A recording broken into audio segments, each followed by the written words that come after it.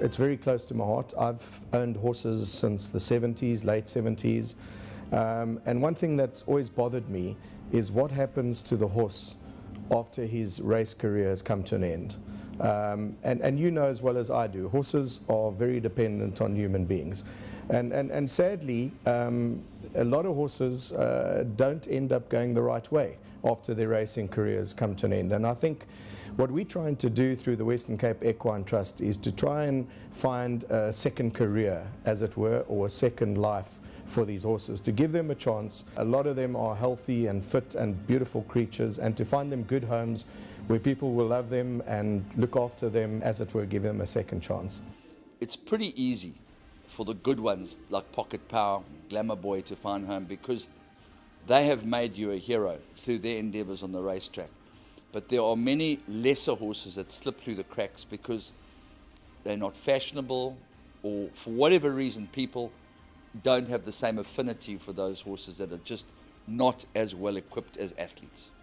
Yes, I 100% concur with you there. I think that is the case, and even I'm guilty of that. Or Glamour Boy, you mentioned Glamour Boy, Dominion Ruler, I've still got him.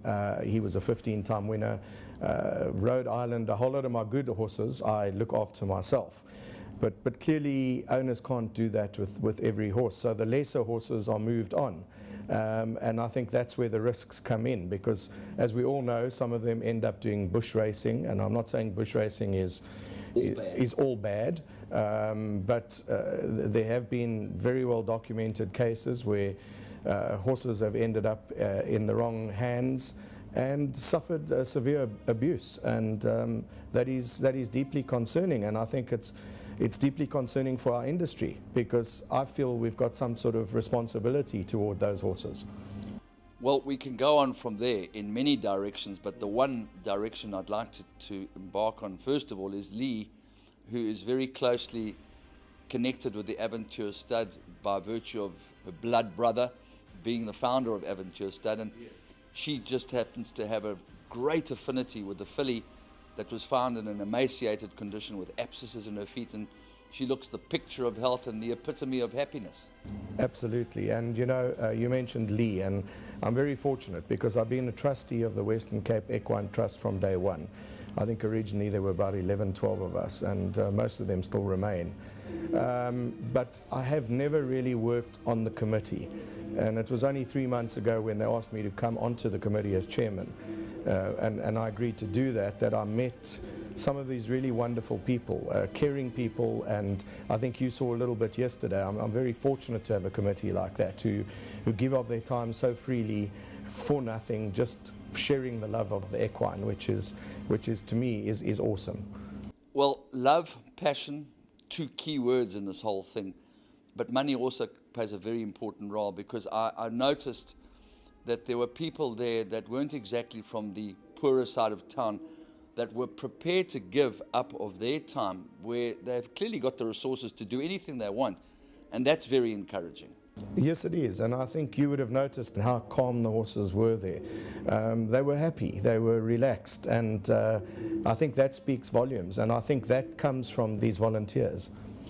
Well, the first thing that occurred to me is the fact that you're not getting as many horses as you would like to process there, because you're teaching them things that they never learnt as racehorses to equip them for this afterlife, as you refer to. And to me, the visibility and the exposure is the key component here. Yes, and Andrew, you also mentioned money.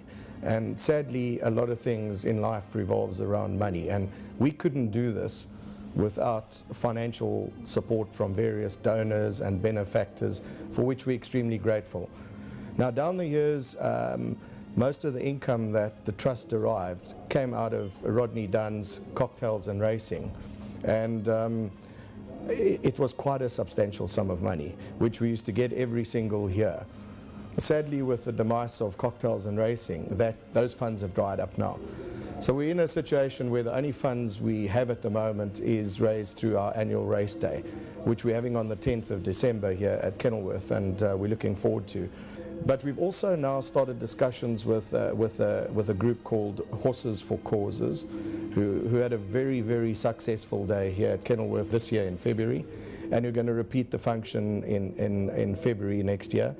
And we are hopefully going to combine with them. And what we are trying to achieve is to start the stallion auction again as if it was Rodney's Cocktails and Racing Day. That would be a huge difference, because we really have to watch whatever we spend at the moment, because funds are limited, and that was our biggest funding stream, as you quite rightly put out.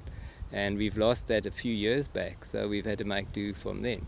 And of course what we get out of the horses certainly doesn't fund what it costs. If we're lucky, it funds maybe a third to a half, but often it doesn't fund that. So it needs funding. If people believe in what we do, they should help us fund it.